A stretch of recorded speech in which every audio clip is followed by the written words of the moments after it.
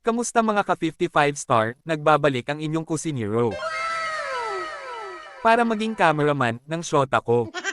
Siya daw magluto para masarap. Sana all. Sana all masarap. Dito ay, pinirito niya muna ang karot at patatas, para semi-kalbo na siya, semi-luto na siya. At tinanggal. Gisahin naman natin ang bawang panglaban sa aswang. Sibuyas na palagi ka nalang pinapaiyak, kaya etagay mo na lang yan. At bell pepper na namula dahil, palaging kamakolembang. Ilagay ang buto-buto na may laman. Nagaling pa sa aming sponsor. Sana all. Shoutout palagi sa aming butihing sponsor.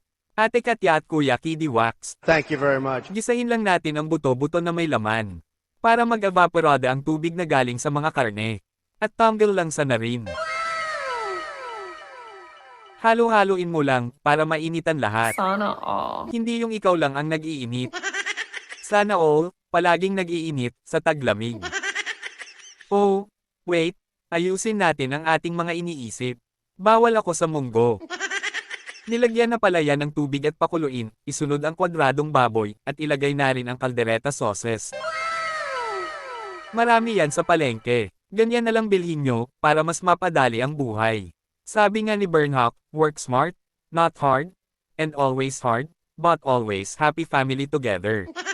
Ha, ano yun? Ang gulo ko, siya. Nailagay na ng shota ko yung karot at patatas na pinirito niya kanina, para kumapit na ang lasa ng lahat, at lagyan ng cheese para mas creamy ice cream na. Haluin mo lang para maghalo-halo na sila, at hintayin mo na lang maluto. At habang nag-aantay ay kumain muna tayo ng halo-halo, at iisiping nakakapagod pala ang content ko. Kasi tuwing uwi galing sa trabaho, lalong napapagod ang shota ko. Kung anong ulam ang lulutuin.